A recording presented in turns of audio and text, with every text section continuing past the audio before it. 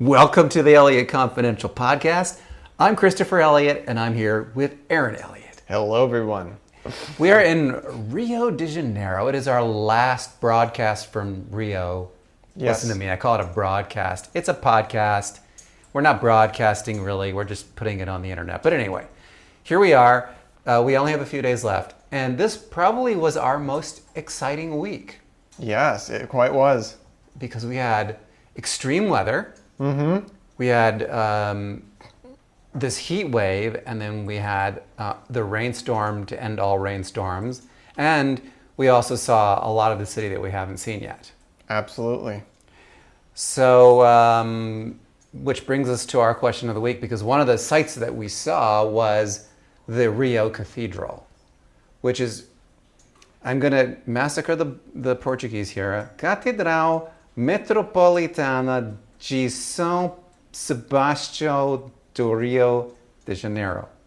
I can see you laughing. Yes, it's the giant pyramid in Rio. Mm-hmm. And we're going to talk about it in a minute. But this week's question is, what is the most impressive religious building that you've ever seen in your travels? I'm talking about like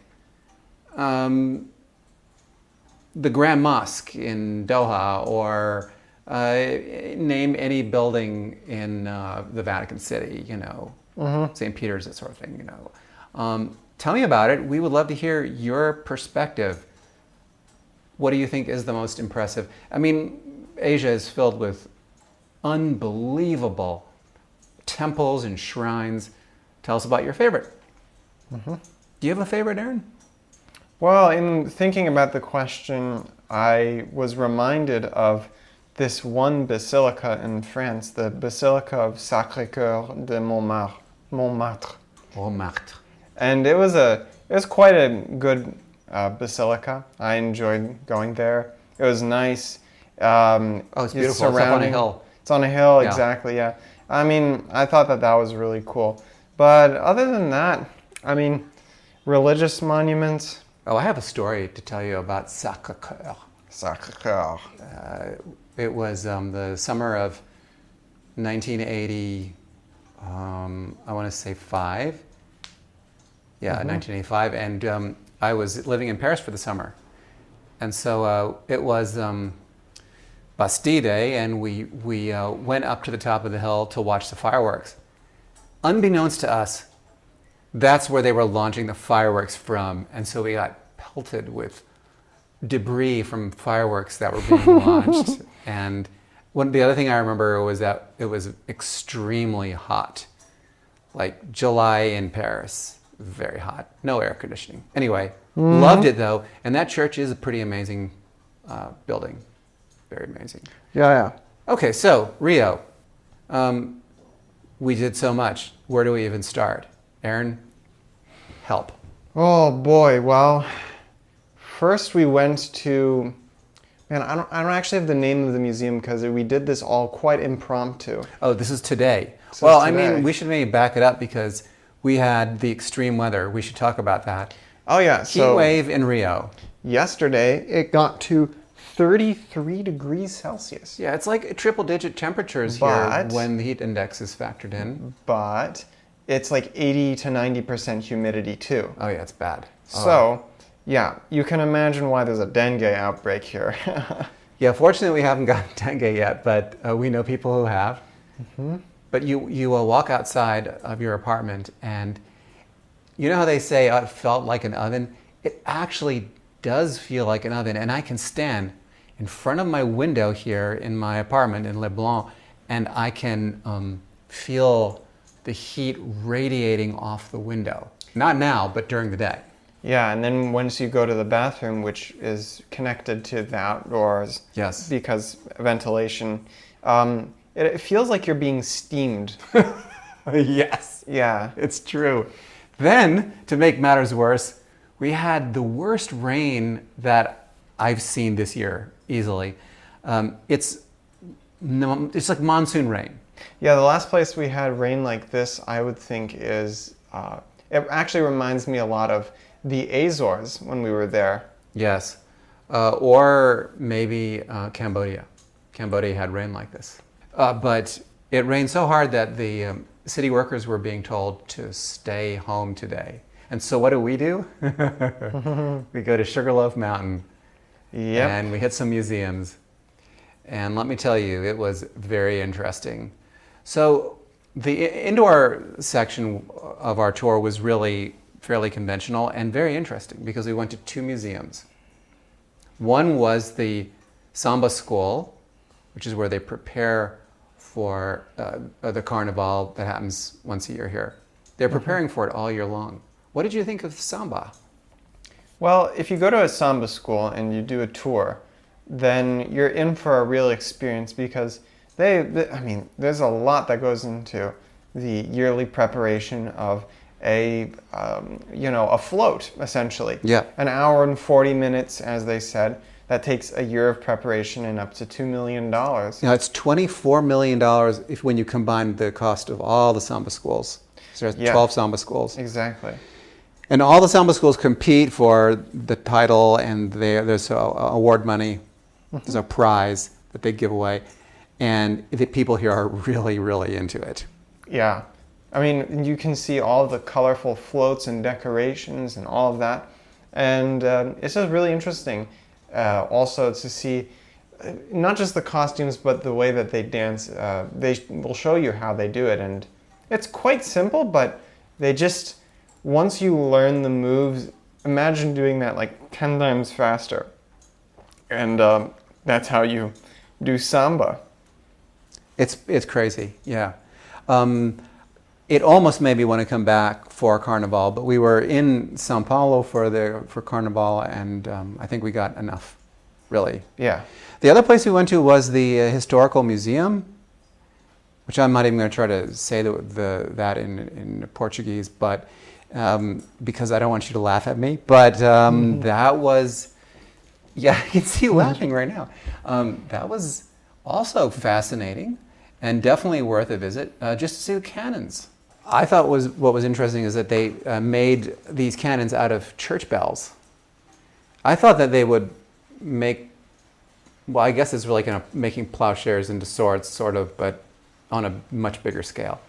Anyway, lots of Brazilian history is very colorful and very, very interesting and unexpected. Not just the war with Paraguay, it's pretty much everything. It's the way that they moved the royal family moved from Brazil to Brazil from Portugal. Yeah, and then it became a monarchy, and it got independent, and then it became a republic.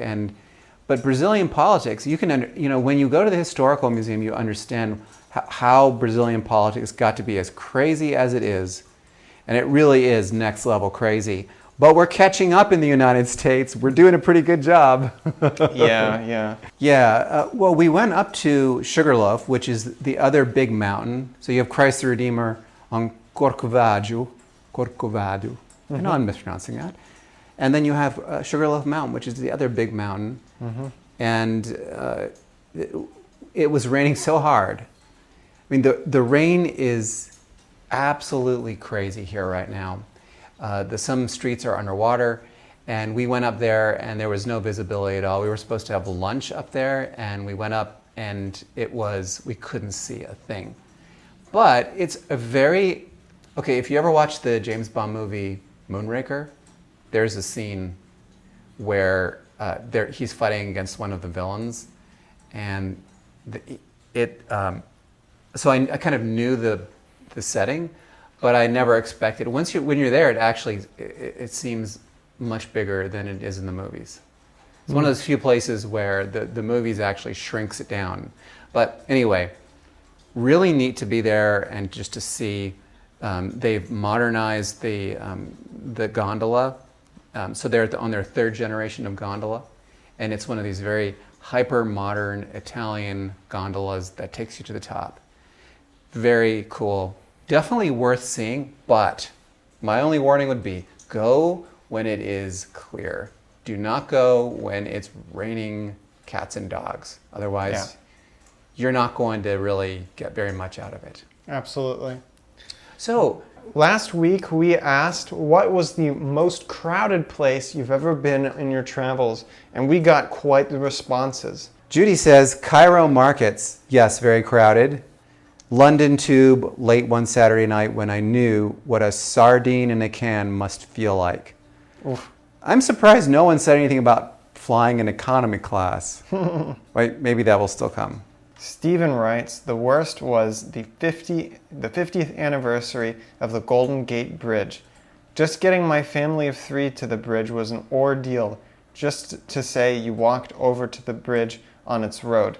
Of course, we saw the crowd entering the south side of the city, not realizing how many were entering the north side of the bridge. Wow, I can only imagine. Yeah.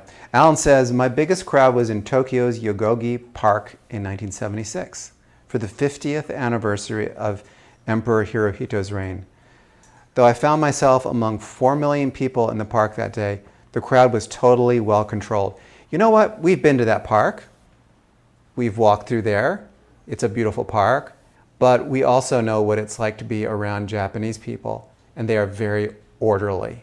Yes, especially after having been here in Brazil, where people have absolutely no sense of location of what's around them, of awareness. That spatial awareness is yes, just they have no spatial awareness here. That's true. emptiness. But Alan says there are no crowds like Asian crowds. That is definitely true. Mm-hmm. Peter says, wrestling Japanese tourists at Versailles. Well, okay. I guess that when they leave the country, they don't become so orderly. DSW says, Israel, unfortunately, at the Church of the Nativity, we waited in line 3 hours with our group. The priests kept shushing us when we got too loud in there. There were guys not in our group cutting in line when it was time to turn down to the cave to see Jesus' birthplace. You know what? We've been there, and it was extremely crowded. But the thing I remember about being there is how everyone was so emotional. Like, there are people who had waited their entire lives to go there. They were singing hymns as they walked up the hill toward the church. And when they got there, they couldn't contain their emotions. Some of them were crying. It's just a very interesting place to visit, especially if you're a person of faith and this is a very meaningful place for you, that you don't even notice the crowds around you because you're so ensconced in your own thoughts and your reflection. All right, Don Fraser says, easy. The holding pen in Macau for the ferry back to Hong Kong. More than 170 people standing in a space approximately 15 by 20. Is that even legal? Is that meters or feet? Yeah, I hope it's meters that he's talking about. Mary Lou says, the pyramids of Giza were insane. It's like that old ad, Crazy Eddie is insane. Oh my God. A jillion tour buses and tour police shouting at everyone. You know, I have never been to the pyramids at Giza. I'm embarrassed because that's one place I probably should have been as a travel journalist. But when I go, I'm going to make sure that I go early in the morning because it gets really hot. My parents actually were in Egypt for their 40th anniversary, and they said just stay out of the heat of the day. So good thing, and also maybe go in January or February. Well, that's about it for the Elliott Confidential podcast. I'm really glad you joined us. Next week, we'll be coming to you from Panama City. That's going to be really interesting. That'll be fun. Yeah. Have a great week, everyone. And don't forget our question of the week, which is, tell us about the most interesting religious shrine or temple or building that you've ever seen. And we'll read your comments as we do every week on our next podcast. All right. See you guys later. Bye. Bye. Ciao, ciao.